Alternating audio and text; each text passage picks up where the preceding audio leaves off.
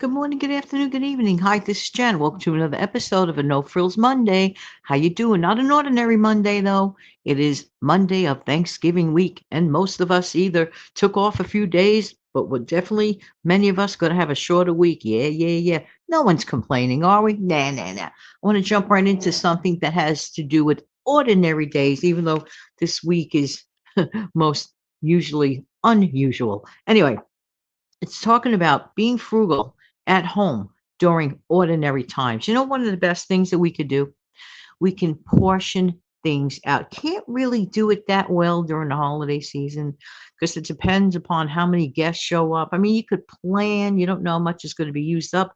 Sometimes we overestimate, sometimes we underestimate, but whatever you do, whatever's left over, please repurpose for a future meal. That means careful wrapping, putting away, or using it up in the not so distant future, like over the weekend, a couple of days later.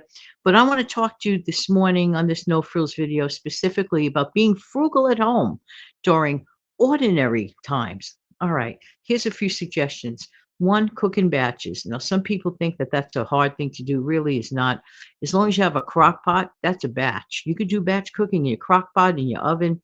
You don't have to necessarily stand at the stove all the time for those that, can't stand at their stoves for a long time, literally. So cooking in batches, um, preparing extra food portions for do-over meals. Do-overs or leftovers are a great option, and I'll get into that in another minute.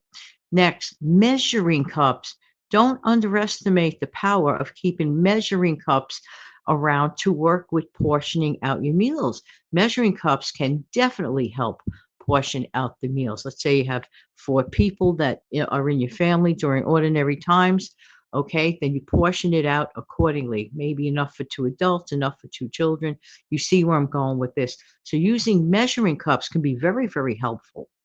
All right, next, work with inexpensive canned vegetables or canned fruits.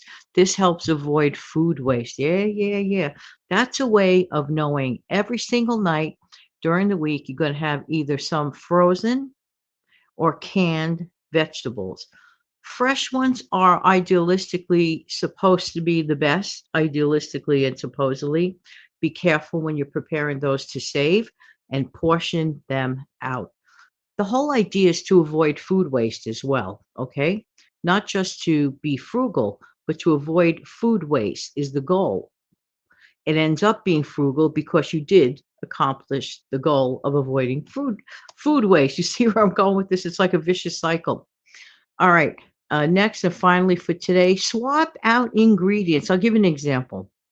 You can use water and oil, for example, even to make certain biscuits. Yeah, yeah, yeah. Instead of, for example, milk, buttermilk, or butter. You could swap it out. It actually works. It may not be exactly the same texture, it may be a little more dense, but you could still do it. If you don't have buttermilk, you don't have milk, you need to make biscuits, you have the other ingredients, the other dry ingredients, and just swap it out with water and a little bit of oil, see what you could do with that. But be willing to swap out other ingredients when you just are limited in what you have. And back to the leftovers, that you save overs, make some brand new meal out of it. It'll make it more exciting, and you're going to be bound to use it as opposed to what we can't stand, wasting it. All right. Hope everybody has an amazing, fantastic day. Don't forget to come back tomorrow for Tuesday No Frills. Thank you.